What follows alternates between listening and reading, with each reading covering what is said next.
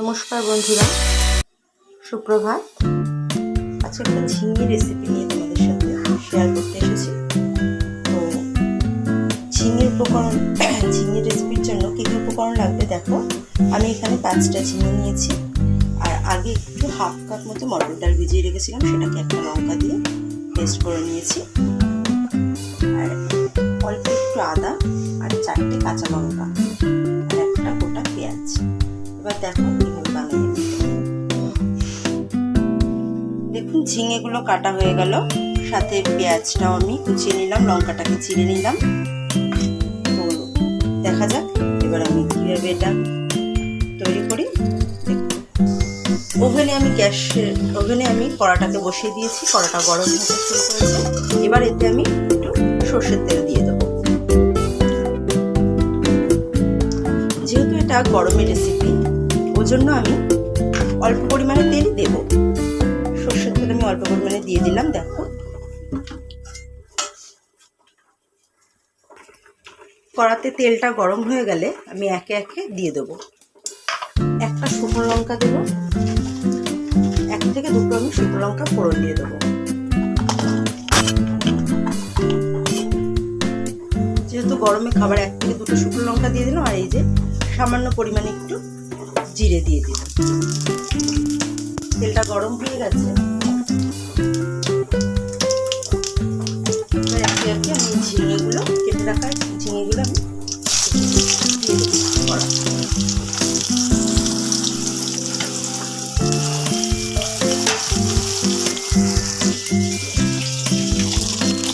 আমি আন্দাজ করে সামান্য পরিমাণে লবণ দেবো, ঝিঙেতে যেহেতু জল বেরোয় সেই লবণ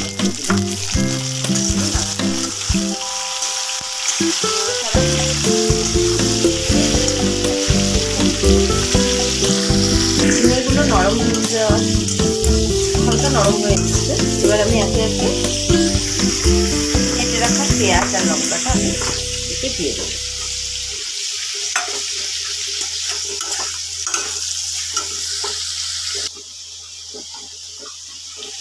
ঠিকঠাক স্বাদের জন্য চিনিটা দিলাম, আবার পেঁয়াজটা একটু যাতে ব্রাউন কালার হয় ওটা সামান্য পরিমাণে একটু চিনি দিয়ে দিলাম। দিয়ে আবার এই নাড়াচাড়া করতে রয়েছে, ঝিঙেটাকে একটু নরম হতে দেবো। দেখো আমি যে ডালটা বেটে রেখেছিলাম, মটর ডালটা, তোমরা চাইলে মুগের ডালেরও বড়া করতে পারো, অসুবিধা নেই। তাতে একটু স্বাদ মতো লবণ, একটু হলুদ দিয়ে দিলাম, দিয়ে এটাকে আমি ভালোভাবে মেখে নিলাম।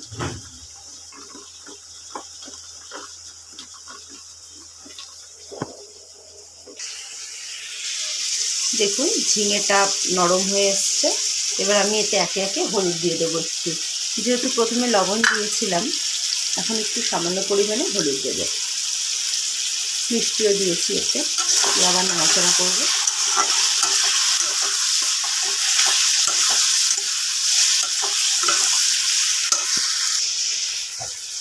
আমি এখানে ছোট গ্লাসে হাফ গ্লাস মতো জল, হাফ গ্লাসে একটু বেশি জল নিয়েছি। আপনারা ঝিঙের পরিমাণ বুঝে জলটা দেবেন, কারণ ঝিঙের থেকে এমনি জল বেরোয়। যাতে ঝিঙেটা ভালোভাবে সেদ্ধ হয়ে যায় সেই জন্য আমি জলটা দিয়ে দিলাম।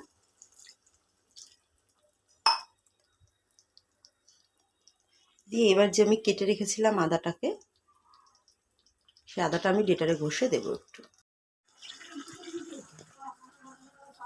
আদা কেটে রেখেছিলাম, সেই আদাটা আমি ডেটারে ঘষে জলটা দেওয়ার কিছুক্ষণ পরে আমি মিশিয়ে দিই। দিয়ে এবার আমি গ্যাসে তেলটা দিয়ে একে একে দিয়ে ডালটা বেটে রেখেছিলাম করে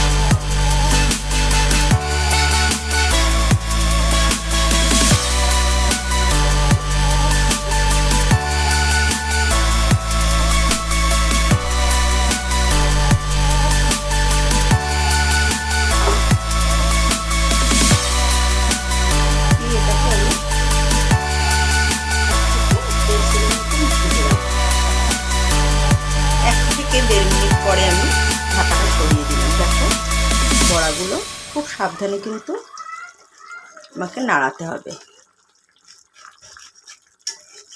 দেখো বড়াগুলো কিন্তু শক্ত হয়ে গেছে, জাস্ট একটু হালকা করে উল্টে দিচ্ছি।